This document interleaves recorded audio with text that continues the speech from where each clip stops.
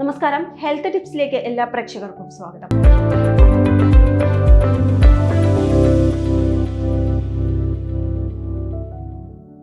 ഇന്നത്തെ ഹെൽത്ത് ടിപ്സിൽ നമുക്കൊരു നല്ലൊരു മോയ്സ്ചറൈസർ പരിചയപ്പെട്ടാലോ. മികച്ച മോയ്സ്ചറൈസർ തപ്പി നടന്ന് സമയം കളയണ്ട. തേനും ബദാം എണ്ണയും ഉണ്ടെങ്കിൽ അത് നമുക്ക് വീട്ടിൽ തന്നെ തയ്യാറാക്കാം. ചർമ്മം വരണ്ടു പോകുന്നത് തടയാൻ നിങ്ങളെ സഹായിച്ചേക്കാവുന്ന ഒരു നല്ല പ്രകൃതിദത്ത മോയ്സ്ചറൈസർ പരിചയപ്പെടാം. ഇത് ചർമ്മം മൃദുലവും തിളക്കമുള്ളതുമാക്കി തീർക്കുന്നു. വരണ്ട ചർമ്മം നിങ്ങൾക്ക് അസ്വസ്ഥത ഉണ്ടാക്കിയേക്കാം. പ്രത്യേകിച്ച് കാലാവസ്ഥ മാറുന്നതിനനുസരിച്ച് ചർമ്മപ്രകൃതം കൂടുതൽ മോശമാകും.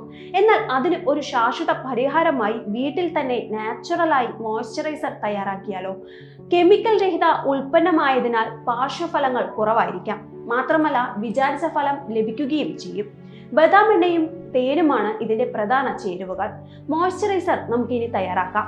ബദാം എണ്ണ 2 ടേബിൾ സ്പൂൺ, തേൻ 1 tablespoon, shea butter 1 tablespoon, കറ്റാർവാഴ gel 1 tablespoon, essential oil 5 തുള്ളി. തയ്യാറാക്കുന്ന വിധം: ഒരു പാനിലേക്ക് ഷിയ ബട്ടർ ചേർത്ത് അലിയിക്കാം.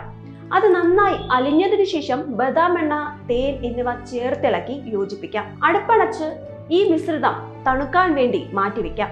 ശേഷം കറ്റാർവാഴ ജെല്ല് ചേർത്ത് ക്രീം മാതൃകയിലാക്കാം. ലഭ്യമെങ്കിൽ 3 മുതൽ 5 തുള്ളി വരെ എസൻഷ്യൽ ഓയിൽ ചേർക്കാം.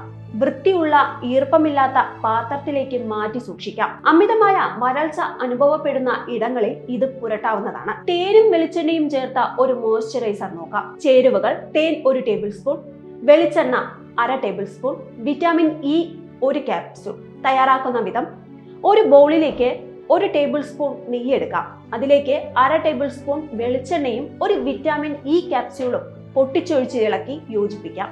വിരലുകൾ ഉപയോഗിച്ച് ഇത് വരണ്ട ചർമ്മത്തിൽ പുരട്ടാം. ശേഷം അല്പസമയം മൃദുവായി മസാജ് ചെയ്തു കൊടുക്കാം.